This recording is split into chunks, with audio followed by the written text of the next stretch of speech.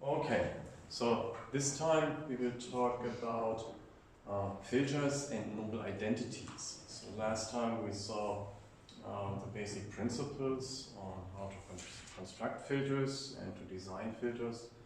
And today we continue with this topic and also see how we can design filters in the context of sampling, downsampling and upsampling.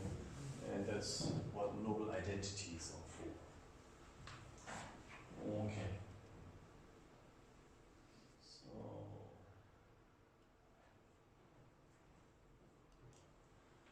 yeah. So first, filter design. How do we design filters such that they have desired properties? So first we have to know what are desired properties, right? So we need to define what we mean by ideal or desired filters. And we should know what they look like. Right? So in general, we specify the frequency responses with magnitude and phase, which you can see here. So here, H is our complex frequency response, omega was the normalized frequency, and then you can basically decompose it into a magnitude part. A of omega is the magnitude part, A for amplitude, and then a phase part, here this e to the j phi of omega is the phase part. So this is just a complex pointer on the unit circle. Right? So this is the phase, so this basically gives the direction on the complex plane, and this is the magnitude, so this is the length of our pointer on the complex plane. Right? So we have those two parts. The radius, the length, and the phase. Yeah, so phase and magnitude can both be specified. And this is what we actually both need for a design. So the first case here is a so-called linear phase and the associated signal delay. So linear phase is actually quite a popular filter because it leads to the same signal delay for all frequencies. So the phase angle of our system is connected to the delay of our system. Imagine we have a pure delay of d samples, resulting in a transfer function in the z transform of z to the minus d. Right? So this comes from the z transform properties. A delay by d samples means z to the minus d in the z transform. So that means we have magnitude 1, and now we need to take a look at the phase. So then we get the frequency response in the discrete time Fourier transform by replacing z by e to the j omega. So this is then our frequency response. So basically we look at it on the unit circle. Z is evaluated on the unit circle. And this is then our frequency response of this pure delay. Right? And here you can actually see magnitude of e to the j omega is always 1 because it's a unit pointer. It's pointing somewhere with a phase, but it always has the length 1. And the phase, the angle, is minus omega d. Right? So this is the angle and radians. So the phase response here is the angle of this expression here. It's just this omega minus omega d. Can you see that? So it's just the angle of this pointer, basically. Yeah, and this is a function of omega with a constant slope. And so it has a slope of minus d. So it's a linear function with a constant slope or constant derivative. Right. So the other way around, we can obtain the delay in samples by dividing the phase angle by the normalized frequency. So if we take the angle, which was minus omega d, divide by omega and take the minus sign, then we have plus d. So d is connected to the slope of our phase. The more delay we have, the more steep the slope will be. And if we have a fixed d, then we have a linear phase. So if d is the same for all the frequencies omega. Yeah, so in Python the function np-angle returns the angle of a complex number in radians, so between 0 and 2 pi, which is suitable for all normalized frequencies. Yeah, does it make sense so far? So basically we can just look at the phase response of our filter, and the slope of the phase response gives us the delay of this filter, the signal delay. Right? If the slope is the same for all frequencies, then we have the same delay. If it changes with frequency, then we have different delays, and we have a nonlinear phase. Yeah, so if this is a linear phase with a constant slope of minus d, we call it a linear phase.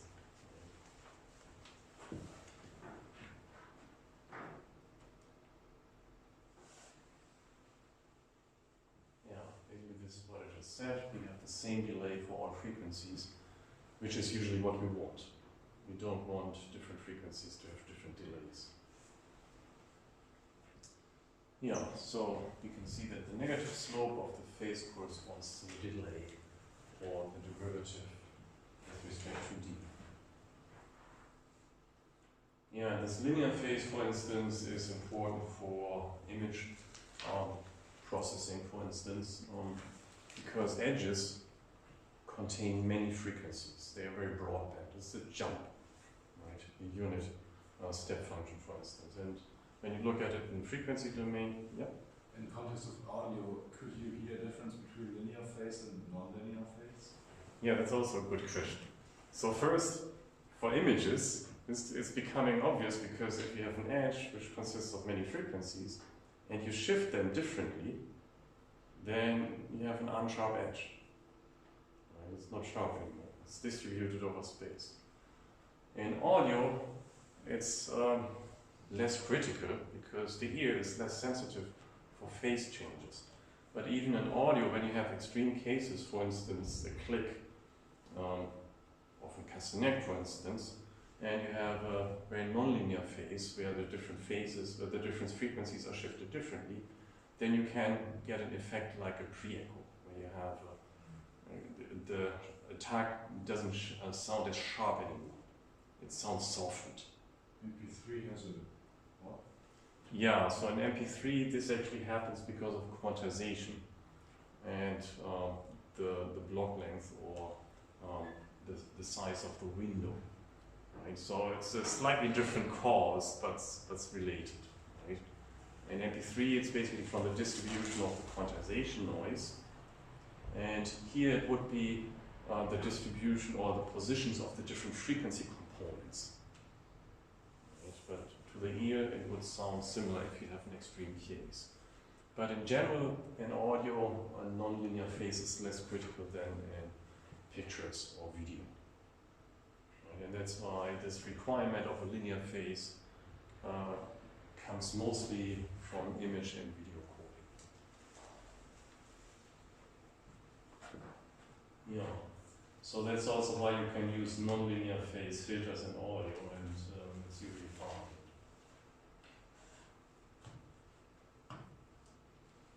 Yeah, so in general, we can define a group delay as a negative derivative with respect to omega. And this is the derivative of our phase function with respect to omega. And this d, in general, can depend on omega. So this also includes now the nonlinear phase, where we have different d for different omegas. And in this case, it's called group delay, because you can think of neighboring frequencies as a group. Then you have different groups which are delayed differently. Yeah, so this is also an important definition, this group delay.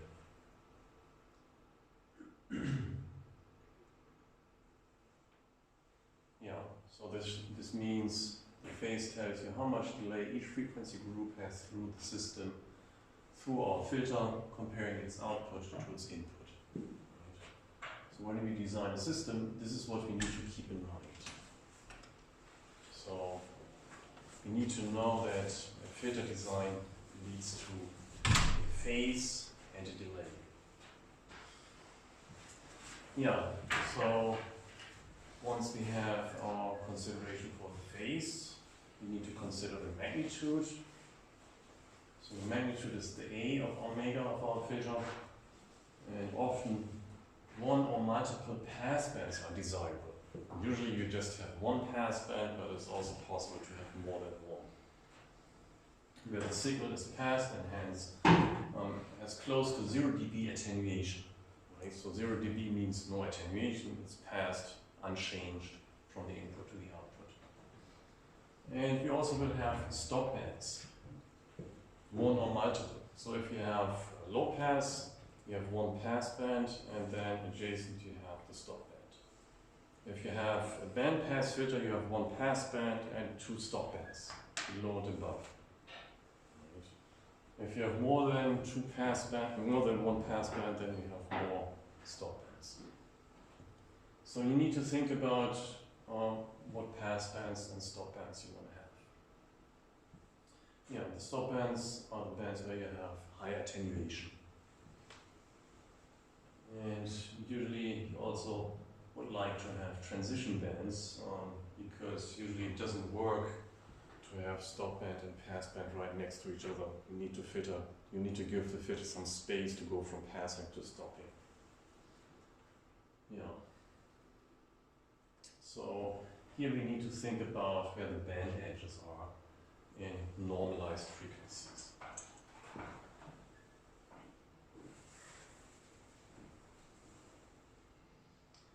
Yeah, so the filter coefficients of an FR filter are its impulse response, like we saw last time, right? Basically, when we have the frequency domain, we take the inverse Fourier transform, then we get the impulse response. So we can obtain the ideal impulse response of a desired filter design in the frequency domain, so first specified in the DTFT domain, and then we simply apply the inverse DTFT to it. Right? So here you see the inverse DTFT going from minus pi to plus pi in the normalized frequency domain. And here you can see there's the plus and the exponent, which means it's the inverse transform, and then here the 1 over 2 pi as the normalization factor. Yeah, and n as a consequence goes from minus infinity to infinity. So that also shows that it's not so practical. You have too many cells. So this is then our ideal filter, and in general it's infinitely long into the past and to the future, which means it's not realizable. So that's also good. So that means this simple approach is not really practical. So hence we need to approximate our desired frequency response by minimizing some error function, which we need to define or choose according to our application's requirements. So this gives us the exact solution, but we cannot get the exact solution because it's infinitely large. So we need to make a compromise. We need to accept some error with regard to our desired filter and get finite filter for that. Yeah. So h of n is the representation of filter in the time domain, discrete time domain. Yeah. So h of n is the impulse response. Ah, okay. Yeah. It's the filter coefficients in the time domain. Oh. Correct. So these would be the coefficients B that we saw last time. So when we have an FRR filter, you remember we have the A's and the B's, and the B's are the feed-forward coefficients, the A's were the feedback coefficients, and these would correspond to the B coefficients here.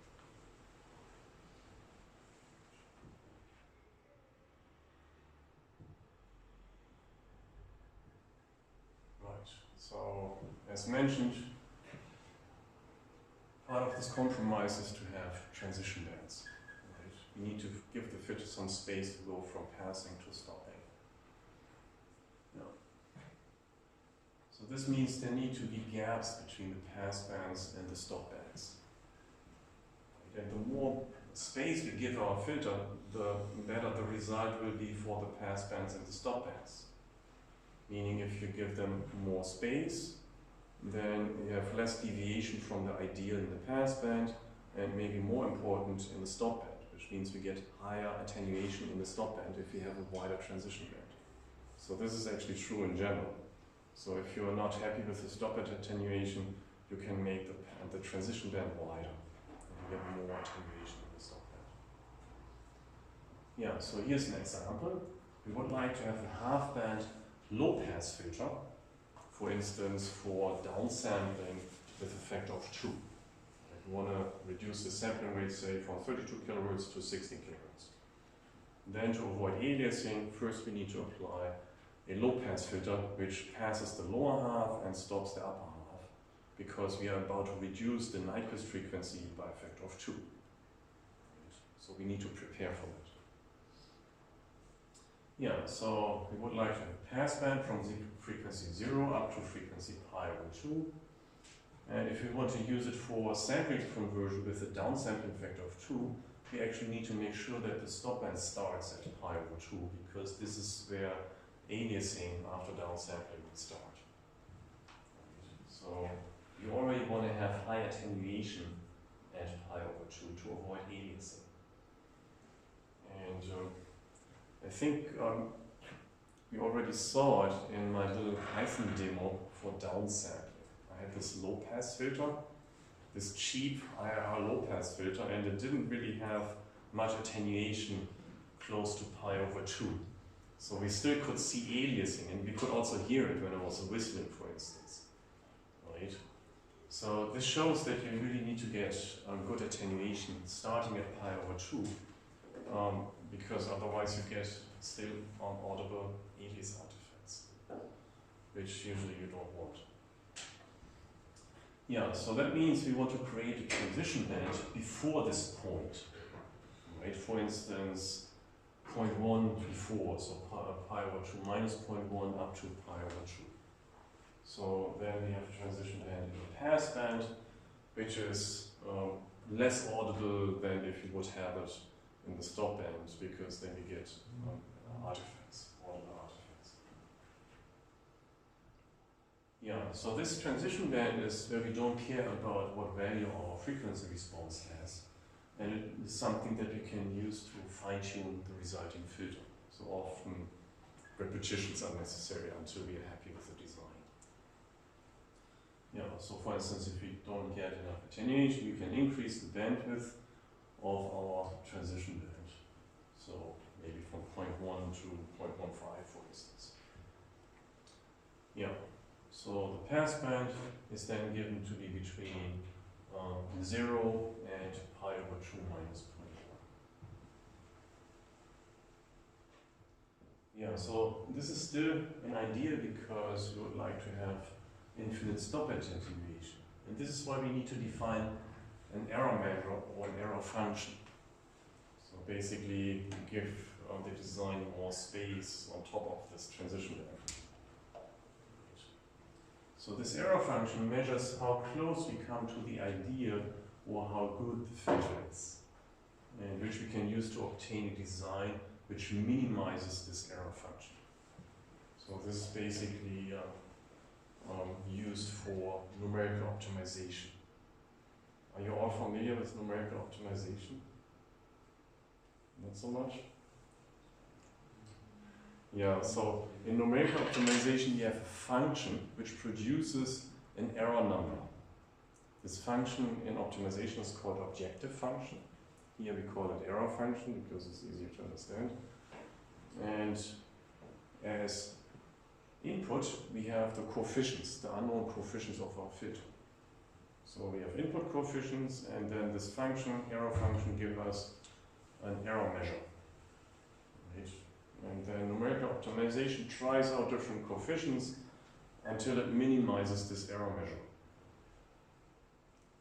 or to minimize this error measure. So that's why we need this error function. And often used functions are the mean squared error, the mean absolute error, and the weighted mean squared error, or also the minimums error. So all different error functions. And which error function you use determines what kind of filter you get. Right? Not all error functions are equal, because they emphasize different errors. So if you take, for instance, the mean squared error, then all errors are more or less weighted equally. We can take the mean absolute error without squaring, and that would emphasize small errors more, because when you square a small value, it becomes even smaller. Right? Or the other way around, the mean absolute error would weight large error less than the mean squared error. The mean squared error, when you have a large number, this large number becomes larger, and hence its influence becomes more. So there's a slight difference. Bigger difference here is the weighted mean squared error, because here you can put weights on different regions. For instance, you can multiply the stop-band error with a higher number than the passband error if you want to have a higher stop-band attenuation. So if you say, I accept more ripple in the passband, but I want to have more attenuation in the stop-band for it. Right? So you can use larger weights for the error in the stop band. So a weight here is just a factor. Right? So when I say larger weight, it means a larger factor for this region, which means it has larger influence on this error output. Yeah, the minimax is looking for the maximum error in the region. So it looks in the stop band region and looks for the maximum deviation. And then it minimizes this maximum deviation. Or the same for pass band. It always looks for the maximum deviation. Yeah. As a mean from the whole curve or for one position? This mean goes over. I mean the minimus. Oh, this one here. Yes. It looks for the maximum over the entire band, but for each band. Okay. So it minimizes the maximum for all the bands. And here you can also you can specify the desired maximum deviation in each band, depending on the function you use. So here you will get, as a result, an error which is equal on the entire band. So for instance, you have ripple which have equal height in the stop band and then also in the pass band. Because that's the result that you get when you minimize the maximum deviation. Then all the deviation is the same. Yeah. Right. So here, this minimizes the maximum deviation from the ideal. And this is often how you specify filters. If you say you want to have 60 dB attenuation, then you don't care if this 60 dB is like at one point and the rest is better, or if it's 60 dB all over. Right. So this is actually a good fit to specifications of filters. But it turns out it's actually more difficult to optimize. Yeah, and that's why often the mean squared error is used instead, because that's easier to optimize. Yeah, so the mean squared error, the weighted mean squared error, uses weights to give errors in different frequency regions different importance. Okay, for instance, the error in the stop band is often more important than in the pass band to obtain high attenuation in the stop band. An error of 0.1 in the pass band might not be so bad, but an error of 0.1 in the stop band leads to only minus 20 dB attenuation, which is not very much. So you see, they are not, those errors are not equal. So in this case, we might assign a weight or a factor of 1 to the pass band and a weight of 1000 to the stop bands to obtain higher stop band attenuations. So weight 1000 or factor. Just to explain what weight means here, it's really just a factor. Yeah, so if we assign this factor or weight of 1000 to the stop band, that means that an error of 1/10,000 counts as much as an error of 0.1 in the passband. Makes sense? So that's why then the optimization would really try to get this 1/10,000th in the stopband. And then we have the 0.1 error in the passband, which is fine for us usually.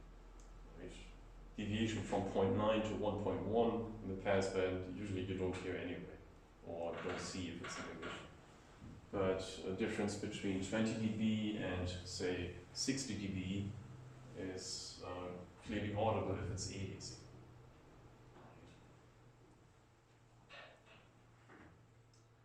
Yeah.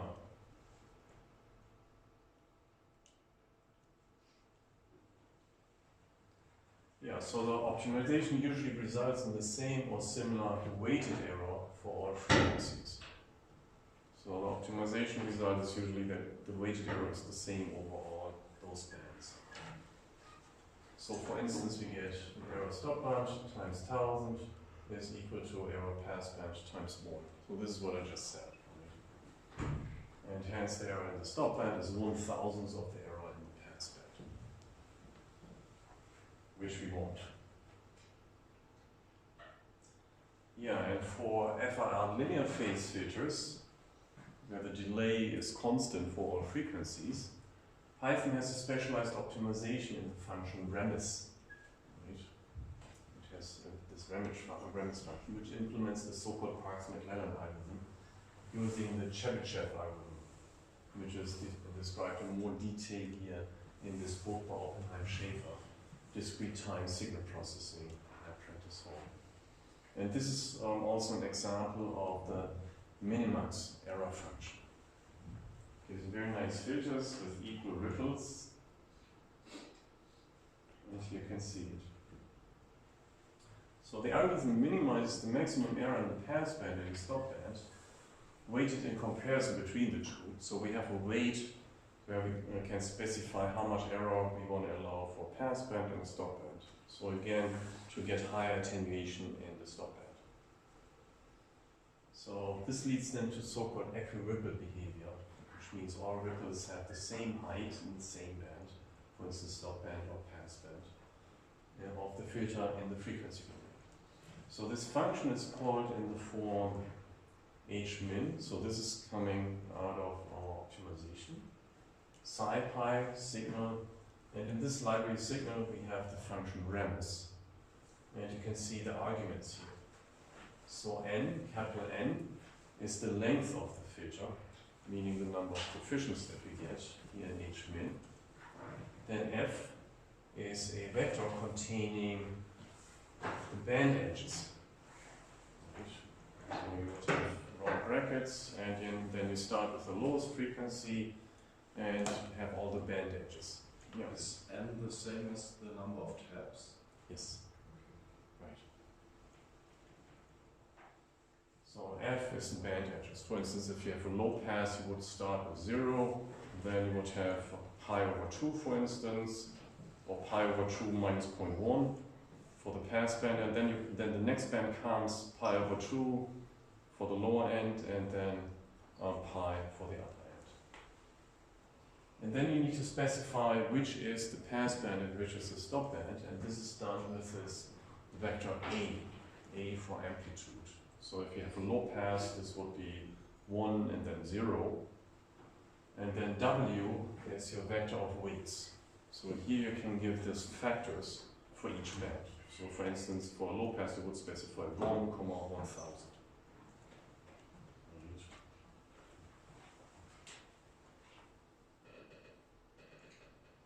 Yeah, and with the normalization, you have to be a little bit careful because you can actually specify the normalization here in remez, but by default, it's normalized such that sampling rate is 1, which means Nyquist is 0.5. Right?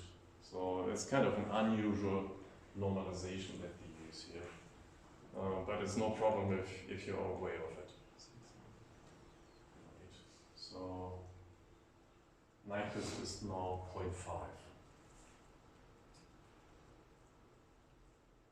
Yeah, so A is the desired amplitude and W is the weight. So here now I have my Python example. So I do it in PyMap here. I import SciPySickle as SP. Here I'm specifying those arguments. Here I'm saying n equals 8. So we have 8 coefficients. F, here you can see the bands. So here the passband goes from 0 to 0.5/2. So this is pi/2, right? Minus 0.05. So here this is now the width of my transition band. It's not exactly as the 0.1 because we have this strange normalization here. And this is then the stop band, going from pi/2 or 0.5/2 to 2.5. Does that make sense? What if the number of elements in F is odd? Should it always be two pairs of It should always be pairs. Okay. One pair is one band. So here we have first pair, second pair. If it doesn't fit, you would get an error message, I guess. So here's the desired amplitudes. So the first band is the pass band, factor 1. Right? It's not changing the amplitude. And the second one is the stop band, factor 0. So the desired attenuation is infinite in dB. And here's your weight vector, weight of error. And the pass band is 1, weight for the error in the stop band is 100. So that should give us something like 40 dB maybe. So we can try it. So we just use remez here and then plot the result. So I can actually try it here in my terminal window.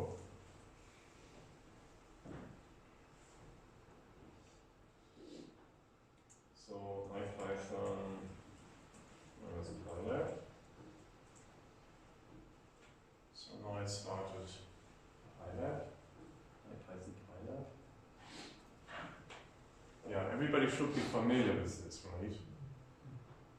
Because it's very practical. So I really like that. For instance, MATLAB or a sophisticated pocket calculator. So now I can just copy all those lines here. I hope that works. Copy. Paste. Yes. So here you can now see the result. This is now our coefficients. So again, you see lines because that's what the plot function is doing. It connects points. So in reality, we just at this point, and so on.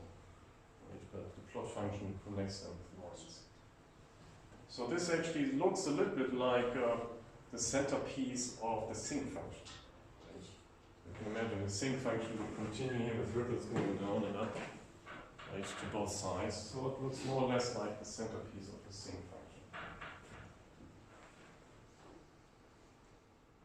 So as you can see, indeed, it has 8 coefficients, right, from index 0 to 7. So 8 coefficients.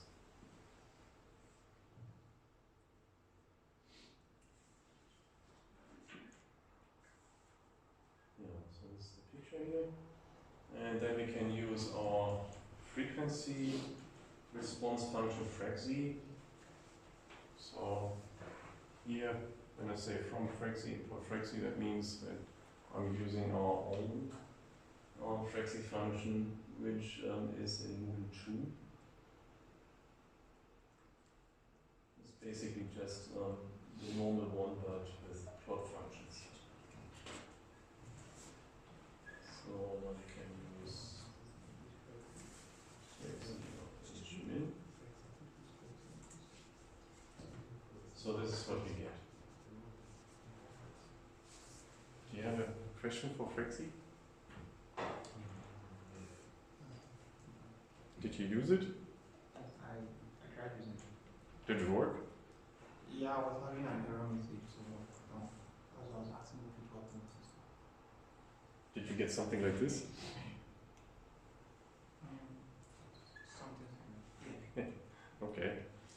Yeah, so basically we added this plot here. So on the top plot you can see the magnitude in dB, and here you can see or judge if we were successful. So here you can see this kind of equiripple behavior, although it's not really perfect, right? Here in the stop band. Here we have pi, which is Nyquist. Pi over 2 would, I guess, be here. So this should be the stop band, and then the rest here from 0 to pi over, a little bit below pi over 2 would be the pass band. Right? So what do you think? Would you be happy with this filter? Why not? Just 1 dB. Yeah, it doesn't have much attenuation, right? Here when you look at it, 40 dB. And our target was something like 60 dB. Right. So it's a low pass filter. And it also has linear phase, as you can see here. Why do you actually see the jumps? It actually doesn't look so linear, right? Why do you see the jumps here?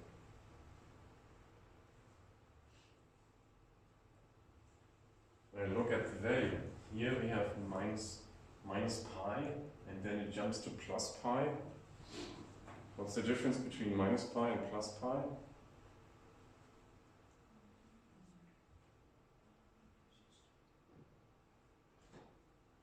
Well, plus pi is basically 180 degrees, right? And minus pi is minus 180 degrees. So it's the same, right? So that means you have this jump because those 2 points are in reality the same. It's called wraparound. So usually when we have plots, phase plots, and we get values that go outside a certain range, say minus pi and plus pi, then it wraps around to keep the values within this range. But that's not so good for judging how linear a function is. So we also have this function unwrap, which simply continues down. Right? But here in this context, it doesn't really matter so much because when we look at our sampling rate conversion, what's most important for us is simply the attenuation. And if you see that the attenuation here is not really what we expected.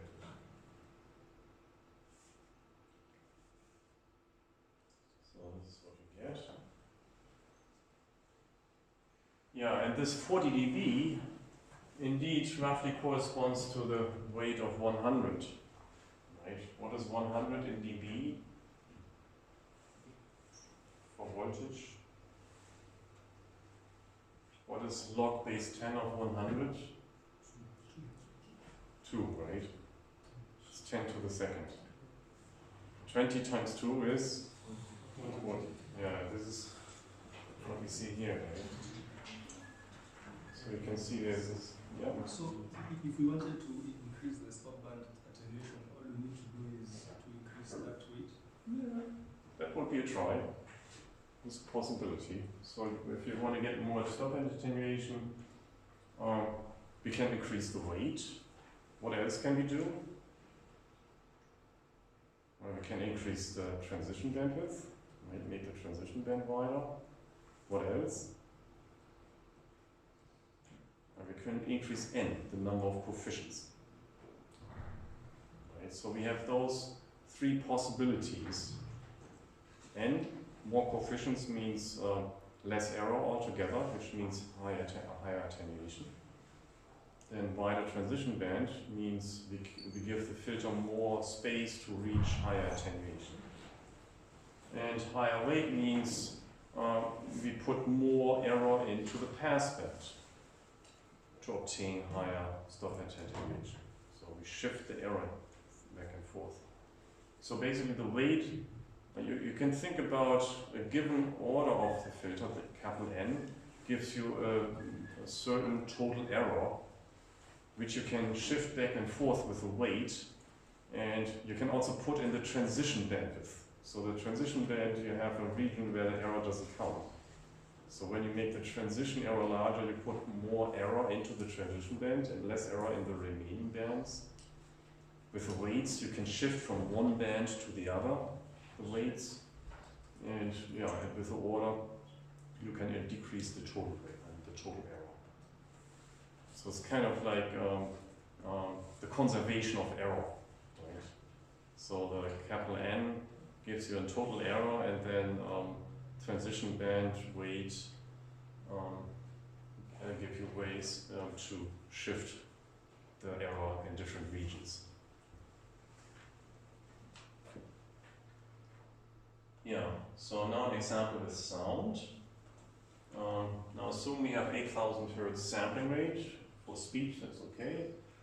Well, it's kind of like telephone quality speech. And want to build a bandpass filter. Our low stop band is between 0 and 0.05. Our pass band between 0.1 and 0.2. And the high stop band between 0.3 and 0.5. So here, this is actually new. We also have a low pass now. Right. We have a high pass because we suppress this low band here. Yeah. So hence our pass band will be between 0.1 times 8,000 is 800 Hz, and what was the other 0.2? So the upper edge of the pass band is 0.2 times 8,600 Hz. So this is actually less than telephone bandwidth. Do you remember telephone bandwidth, roughly? What was telephone bandwidth? Yeah, exactly. So roughly 300 to 3.4 kilohertz in this region. So this is actually less. Now we have a pass band between 800 Hz and 1600 Hz.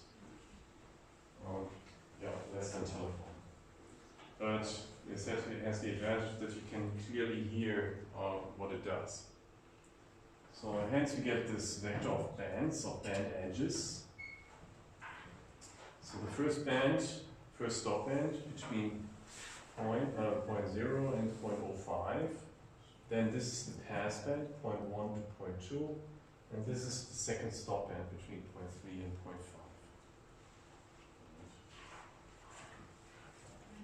0.5. And now we can choose our amplitudes and weights. So in the middle we have the pass band, and then the other two are stop bands. And accordingly we have weights. So for the pass band again we have 1, and for the stop bands we choose 100 to get something like 40 dB. And we choose the number of taps to be 32. So here we now have like 4 times as much as in the first example, because now this is a more complicated filter. Right? So we want to have altogether less error. Yeah, so this is now using just Python instead of PyLab. So that's why I also need to import NumPy and Matplotlib. PyLab does the import of those two for us. So in PyLab we don't need those, but if we just use Python, we need to import PyLab, NumPy and Matplotlib explicitly. Right? So that's something to keep in mind. Yeah, so here the number of coefficients. Then we use remez on band edges. Here the desired amplitudes, and here the weights. So the nice thing about Python is you can specify the argument name here, which I found actually quite useful because it gives you a better overview of what's going on. So after you have your coefficients, B pass, you can compute Frexy. This time it's the official Frexy, right, in the library signal. So this Frexy only computes the frequency response. Here's the complex frequency response. These are the frequency points at which it was evaluated. Right. And here, then next I plot it. Here I plot x-axis the frequency points, and then I take 20 times log base 10 of the magnitude of the response, plus 10 to the minus 6. Why am I using plus 10 to the minus 6 here? Any idea?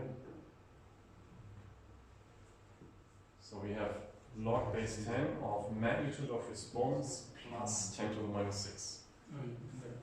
Log 0 is infinity. Yeah. So if this is 0, what's log 10 of 10 to the minus 6?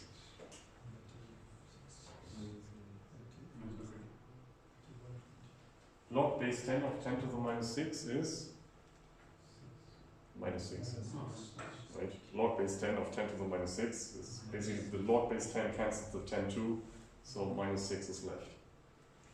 So if this is really becoming 0, then we get the smallest possible value, right? Because magnitude 0 is the smallest you can get. So then log 10 becomes minus 6 times 20 is right.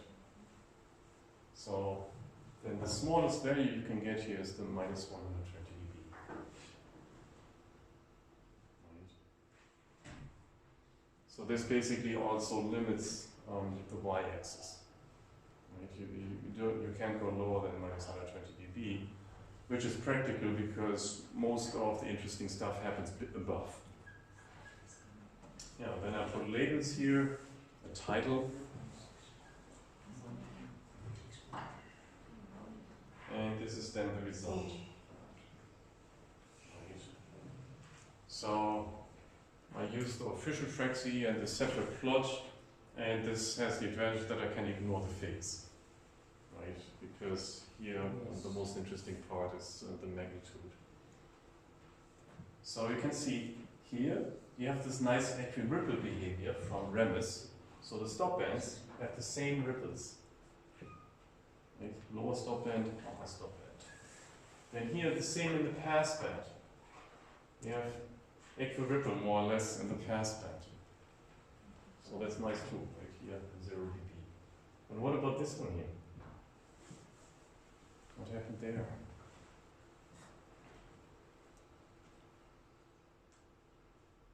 This cycle. The transition pass? Exactly. The transition band. Yeah. So remember we specified the transition band, and this transition band I think was a little bit wider. So here we have a transition bandwidth of 0.05, and here we have a transition bandwidth of here between 0.2 and 0.3, a width of 0.1. So this is the wider transition band. So here the transition band is basically this piece here, which doesn't have an extra lobe. But this transition band is a little bit wider, and it happened to have an extra lobe here in this region. Yeah? So is it possible to make it more fine, like there's not a dip at 1.5? This dip here? Yeah.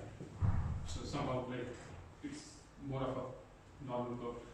You cannot explicitly specify. You can play around with the numbers, the band edges and the weights, and see what you get. But this comes out of optimization, and we allowed optimization to put anything in the transition band. Right? And so it did. We cannot blame it for what it did in the transition band because we said we don't care. And if you don't like it, you have to change the numbers somehow. So for instance, again, the order n you can change, the transition bandwidth you can change, and the weights you can change. And each time with different numbers you will get slightly different results.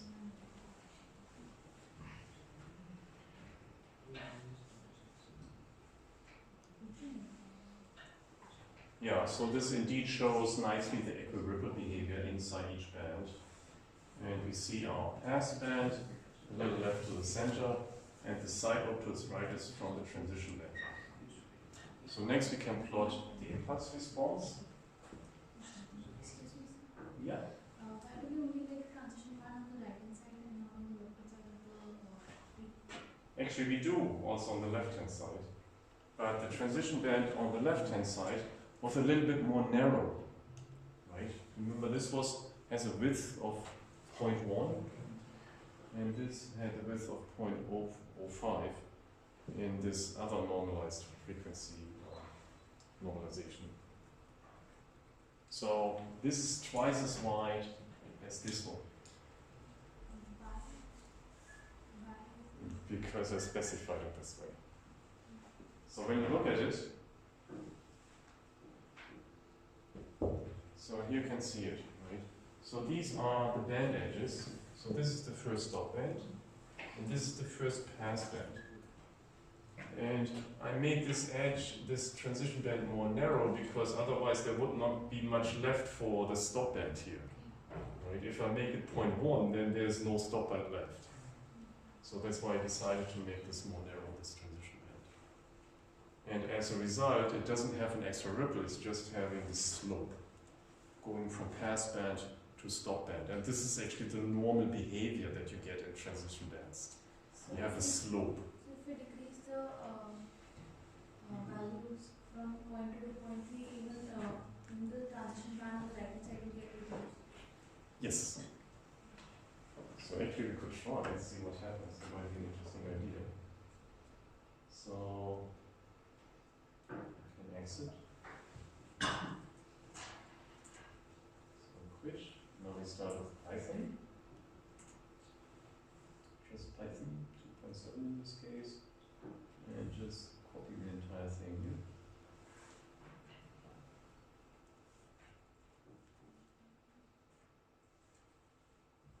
So now we computed the same passband as before, and then we can plot it.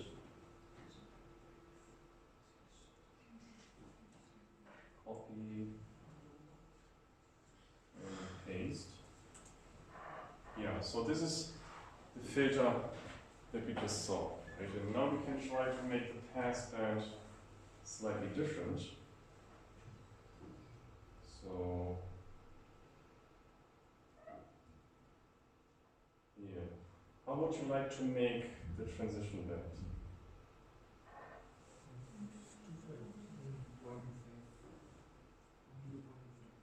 So this is the passband from point 1 to point 2. Maybe we make this, 0.25, right? Make a wider stop band. So we can compute Frexy.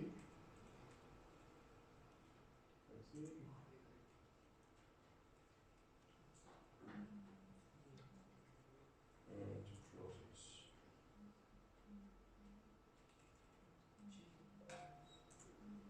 it. Ah, see? Indeed, it's gone. But you also now have less attenuation, it's just minus 50 dB. Right. So when you compare it to this one here, we had almost 60 dB. Right. So now it went up a little bit. Yeah, so we were successful suppressing this ugly side loop here. Yeah, so good idea.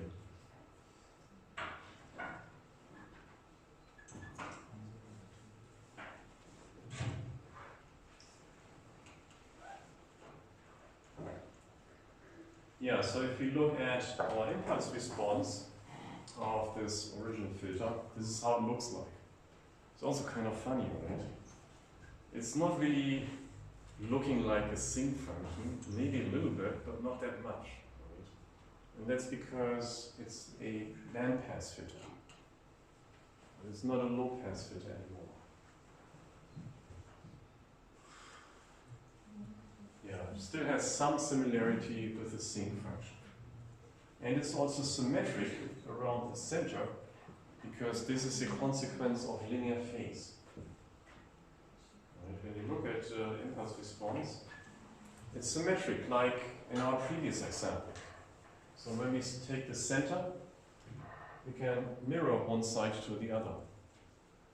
So it's symmetric around the center. Can you see that? So when we have linear filters, linear phase filters, that's always the case. So linear phase, as a consequence, leads to those symmetric impulse responses.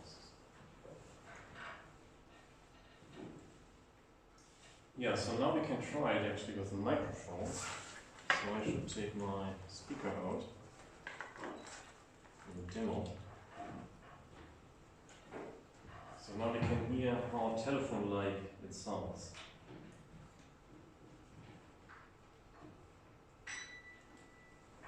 Bluetooth mode.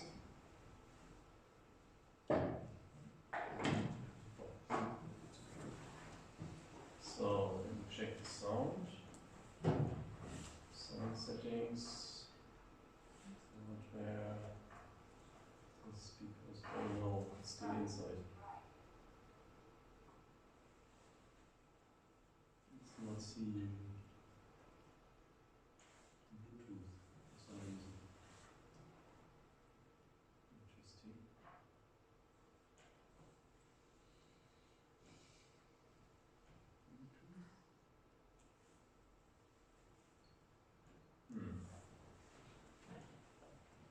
What did I do wrong? I have an idea.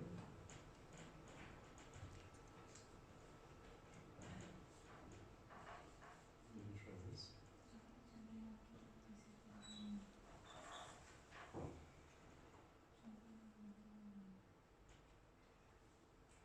Material.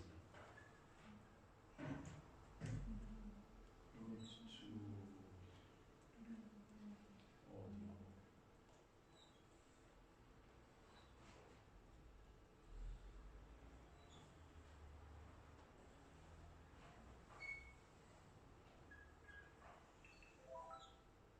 Oh, it did something.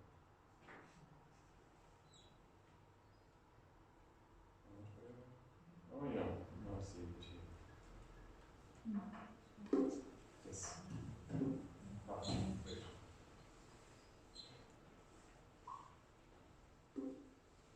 So now I can try this function here. Let me first open it in the editor.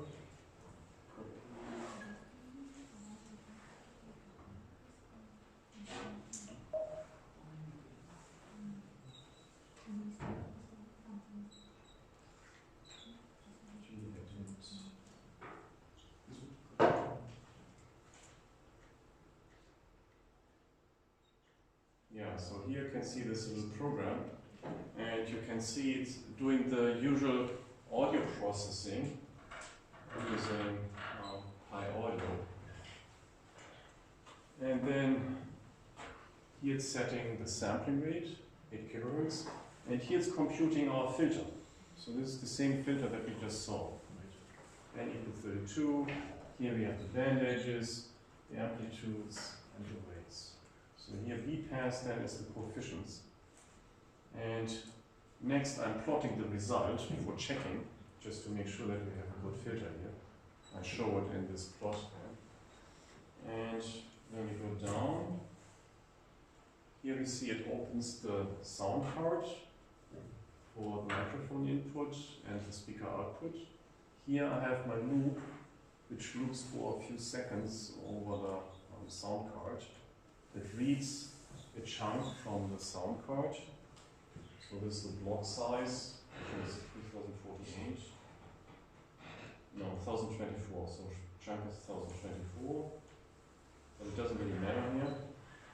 It just gives us a certain delay. So then we convert it to float here. And here we do the actual filtering, as you can see. And here I'm using signal L filter. Have you seen L filter before? So L filter, last time, in last section, I showed you L filter. And L filter implements digital filters, FIR and IR. Right. Here I'm just using the FIR part, and that's why the coefficients B pass are only in the first argument. Right. So this is the B's, the feed-forward coefficients. These would be the feedback coefficients, the A's. So here I don't have nothing, so I have just this 1. When I just have this array of 1, then it means we have no feedback part. And for some reason it needs to be an array and not a number. It doesn't accept just a 1, then it gives you an error. Then here the samples come from the sound card, And then I'm using this Z as the delayed memory elements. Remember when we have our feed-forward path, we have memory elements, right? And these memory elements are the array Z. So when we're done filtering the first block, the output is the filtered samples and the entry of those delay elements, the vector of the delay elements. So this contains the memory which is left in the filter. And this is important because we need it for the beginning of the next block. So here in the next block we read it in again. If we wouldn't do this, we would get clicks at the beginning of each block because it would reset the memory to 0. Right? And we need a continuous memory over the block edges. And that's why we need to take care of those memory elements, the delay line. Right? Remember when we stored the sample 1 in the past, 2 in the past, 3 in the past, and so on. So here up to 31 in the past, since we have order 32. So in our case, this Z is an array which contains 31 numbers. Make sense? So these are the memory elements, and we need to save them across the block boundary. So that the next time we run this loop, it starts at the same position for the memory elements as we stopped in the previous loop. Yeah, so this is the tricky part when you apply this filter on blocks. Right? If you have like an entire signal and you don't have it into a loop, then you don't need to care about the Z's, but if you let it run in this loop, then you need to take care of those Z's, the memory elements. Otherwise you will get artifacts. Questions? Does it make sense? Okay. Yeah, so this is basically all. After filtering, it just takes care that we don't have an overload of the sound card, because otherwise the sound card would stop. So here it flips and limits the samples to plus minus 32,000. It writes back to the sound card and plays it back, and when it's done, it stops this loop. So now I can try to let it run.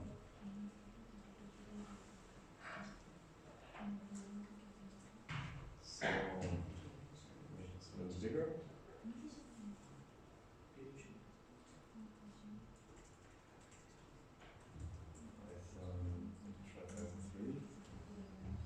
So here's our filter, right? So this is now what we just designed in our program.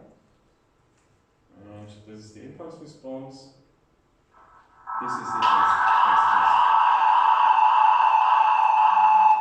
Maybe that's one that was a little too loud. Maybe I need to make it a little softer.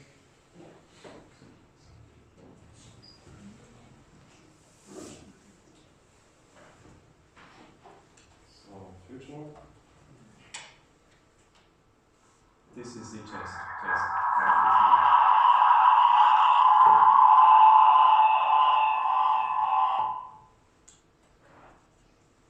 Maybe I should try it again this way. Test, 1, 2, 3, test. Did you understand it in the beginning? It sounded really very narrow, really like a bad telephone, right? But you could understand somewhat, I guess.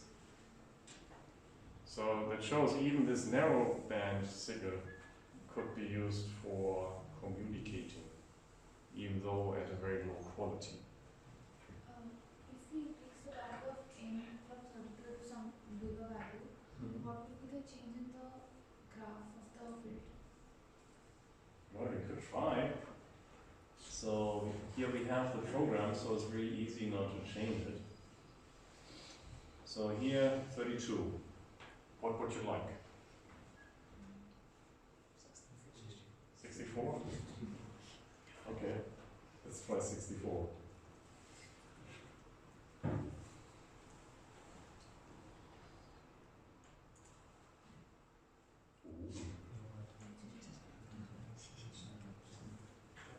This is interesting, huh? So now we have more than 80 dB attenuation here in the stop band, so that's really good. And also the pass band is really flat, but for some reason we have now this high side lobe in this transition band. So the side lobe somehow got worse. But again, it's, we said we don't care what's happening there, right? So that's what we get. So let's see how it sounds.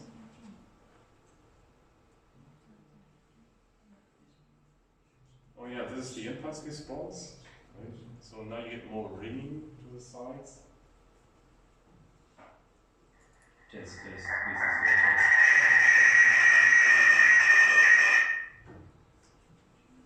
Did it sound different?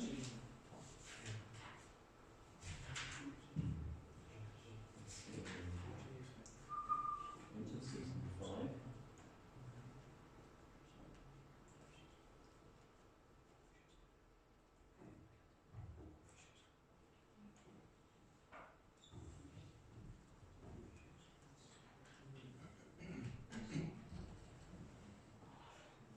So let me try again. 1, 2, 3. This is a test.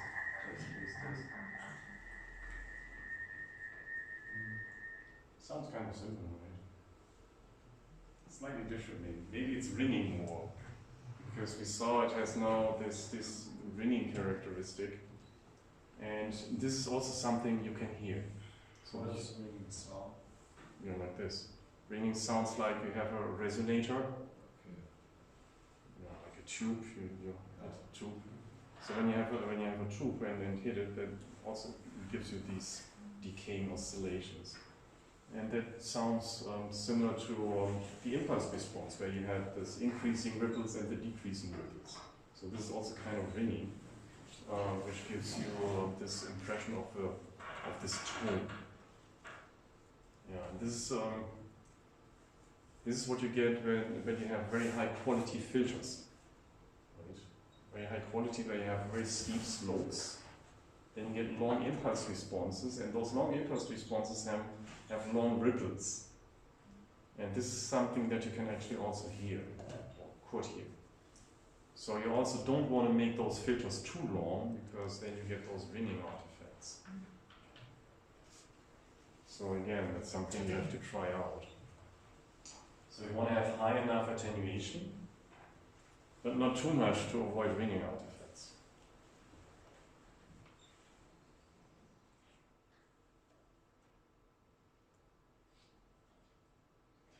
Yeah, so here it sounds more narrow than telephone.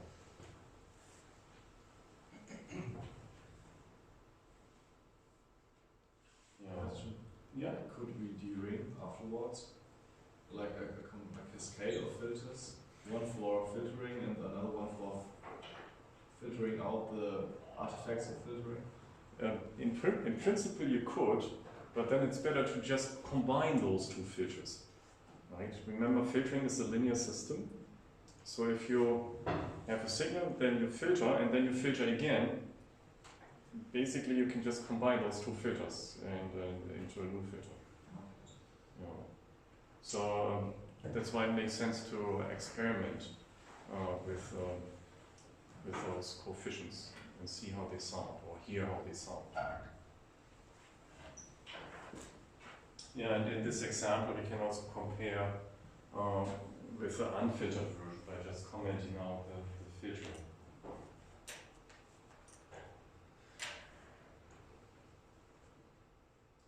Yeah, so the next topic here is filtering including downsampling, right? Because this was, for instance, the application for our downsampling filter. Right? First we have this low pass filter, which filters up to pi over 2, and then we can downsample. So this is shown here. We have our filter, for instance, this low pass filter, filtering, passing the lower half of our frequency range, and then we downsample by 2. Right? Basically, we reduce our Nyquist frequency by a factor of 2 in this way. So we can now take a closer look what happens with the convolution and the downsampling. So our filter there's the convolution of our input samples. So each block represents one sample now of our sequence here. And here those arrows, they represent our filter coefficients. Okay, so here you take the current sample, the previous sample, and so on, and you put them here into this filter. So basically you have this weighted average. And for each position you do the same thing. So for the next sample you just shift this by 1, by 2, and so on. So with each time shift we get another sample. And downsampling now means we are not shifting this by just one sample, but for instance 2 samples. Right? We have the same structure, the same coefficients, but we proceed by jumping 2 samples instead of just one sample. Right? So that also means we can save computing this in-between step. That saves us computation. Right? So instead of making the jumps by 1 and then just ignoring the intermediate jumps, we can just shift by 2 and not compute the intermediate steps. Yeah. So here's the formula. Here we have the convolution, including downsampling because we replace the lowercase n with m times uppercase n. Right, so this is our convolution with downsampling.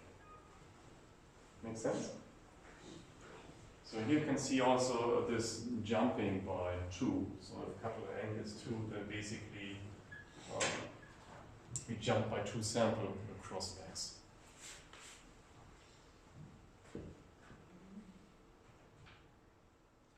Yeah, and to treat this mathematically more compact, we have Noble Identities.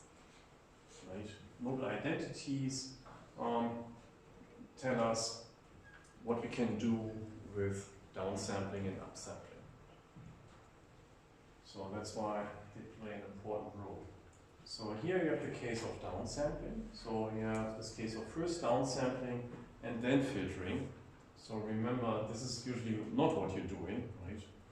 You want to first filter and downsampling and then do downsampling, which is the case on this side here. Right? So here we have first a filter and then we have downsampling. And what's special here is that this tells you how you can interchange filtering and downsampling. So, do you know what h of z to the nth power means? What do you think? What does it mean? Just the nth terms. Huh? You just leaving the n minus 1 terms and taking the n 0, n, 2, n terms. Yeah. So what does it mean when you interpret it? We are downsampling the filter. We're actually upsampling the filter. Yeah. So it's actually exactly what you said. Instead of taking sample number 0, 1, 2, we take number 0, then n minus 1, then 2, n minus 1, and so on. Right? No, it's actually 0 and 2n. So in effect, this is like upsampling this filter. Right? You have a coefficient, then you have zeros, n minus 1 zeros, then you have a coefficient again, then again n minus 1 zeros, and so on. So this means we upsample this filter by a factor of n. Right? And so this gives you this connection, how you can interchange sampling, downsampling, and filtering. So if you have this kind of strange filter here, which is an upsampled version of some filter, then you can actually switch the two. First do downsampling and then filter with a non-upsampled version. Right? Keep in mind that this is not a low-pass filter. This is some theoretical, not really useful filter at this point. Right? But if you have this kind of strange filter, you can switch places with sampling, with downsampling. So this is, for now, not a design method, but a tool, a building block which we can use for implementation later. So similar for upsampling. And if we do downsampling, we also need to do upsampling.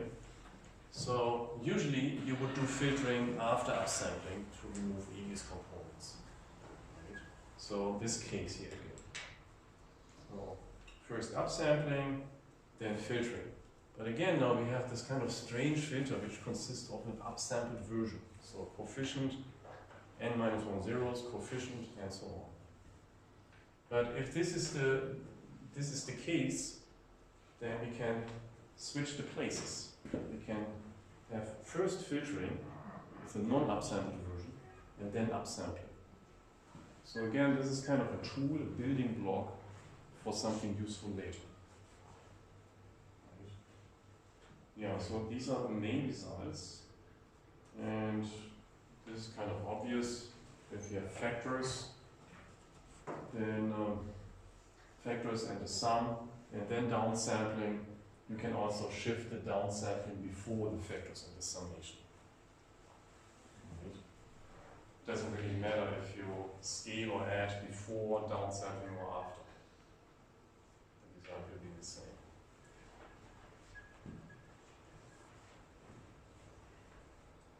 Yeah, the same would be actually true for upsampling too. You can also read more about it on this website here. And yeah, down arrow n means downsampling, up arrow n means upsampling. And for instance, if we have an impulse response consisting of 1, 2, 3, then we have a Z transform which turns this into a polynomial. Right? And if we upsample it by 2, then we have 1, 0, 2, 0, 3, then this is the resulting polynomial. And you can see here, the exponent here is just multiplied by 2. So the Z transform just consists of having the exponent as the upsampling factor. Questions? Does it make sense? So when we have the Z to the something, when we have the exponent, this exponent gives us the upsampling factor. Right? So that's easy to remember. So that's also an advantage here. In the Z domain, we can actually directly see the upsampling. Yeah. So this is our upsampled version here. Yeah, so Noble Identities tells us in which cases we can exchange down and upsampling with filtering, which is an important tool. So this can be done in the case of a sparse impulse response, as we saw above.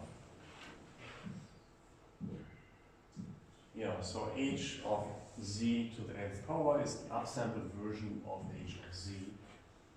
And the upsampled impulse response has n-1 zeros inserted after each sample of the original impulse response. Yeah, and as I mentioned, this h of z to the n is usually a useless filter because we have, through this upsampling, we get, for instance, several passbands, alias versions. But in most applications, we only want to have one passband. But we will make it useful later. So here's a simple example. In MATLAB or TAFE or Python, B would be 1, 1. So these are the coefficients of an FIR filter, and in effect it's a running average filter, which means it just takes the average of 2 consecutive values, or rather the sum of 2 consecutive values. Okay, so if we have x equals 1, 2, 3, 4, then this is our x, right? Here NP range, it creates the numbers from 1 to 10 and turns it into float.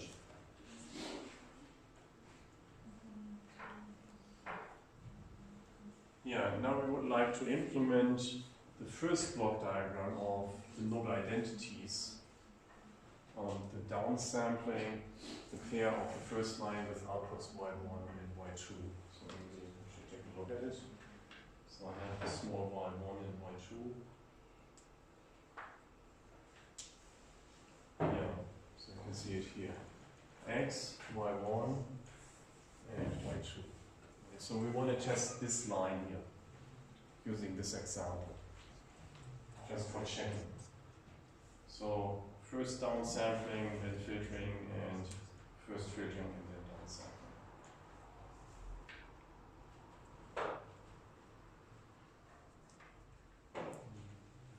Yeah, so first downsampling, then filtering. We get here this downsampled version. Here n capital N is 2. So what's left is the odd numbers. Right. Then we apply our filter, this running average. So first downsampling, then filtering, and this is what we get. Right. Basically the running average here, or the running sum. Now, first filtering, then downsampling. So first we need to upsample our filter. Right now this filter is just 1, 0, 1, because we inserted 1, 0. Now we filter the signal before downsampling, here with this BU. Here we have our X, the original X, and we get this bunch of numbers. And then we can downsample it here by a factor of 2. And what we get is this. So here we can see 1, 4, 8, 12, 16. And we can compare it with the previous result, which was this 1, 4, 8, 12, 16. So it's identical.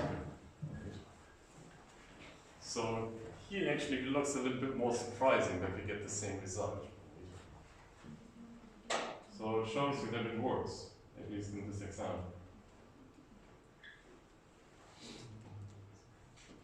Yeah, so these noble identities can be used to create efficient systems for sampling rate conversions. In this way we can have filters which always run on the lower sampling rate, which is a big advantage.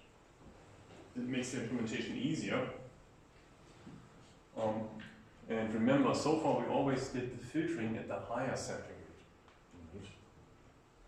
First low-pass filtering before doing downsampling, and then doing the upsampling, and then doing the filtering to remove ADS components. Right? It's always filtering at the higher sampling rate. And this now allows us to do the filtering at the lower sampling rate. So, good promise. Very promising. So it's always possible to rewrite a filter as a sum of delayed and upsampled version of its phase-shifted and downsampled impulse response. So this is now the connection, right, of filters that we saw so far, filters where all the coefficients are used, and the upsampled versions. So we can use some filter, h of z, and rewrite it as a sum of shifted upsampled versions. Yeah, so in this way we can make out of our previous useless filters useful filters by combining several of our upsampled versions into a new useful filter h of z, which comes, for instance, out of remez. So here you can see how it works. So this is our filter coming, for instance, out of remez. And then we have several versions, h0, h1, up to h of n minus 1. Each is upsampled and shifted. So this is not shifted, but then number 1 is shifted by 1 sample, and the last one is shifted by n minus 1 samples. So it's like a comb. You have like upsampled version, and you have gaps. Then you have another comb with gaps, and you take it as slightly shifted and add them, and then piece by piece it fills the gaps until all the gaps are closed.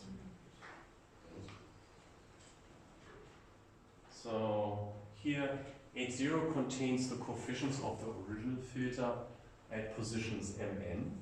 So it contains coefficient 0, then n, then 2n, and so on.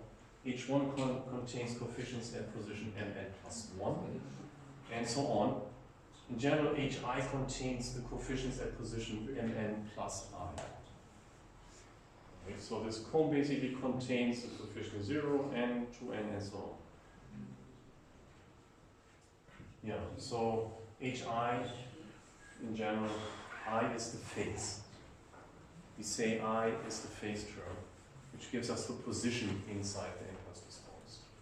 And then hi of z is the z transform of these coefficients. So since this I can be seen as many different phases of our impulse response, the components h of z are also called polyphase components or polyphase elements. And this can be also seen here in this picture, this simple sequence here. This is original, and if we have n equals 3, then we can decompose it into those three components. So here, 0, 6, and here, piece by piece, to fill in the gaps in this one. Okay, I guess time is up. So thanks for your attention and have a nice day.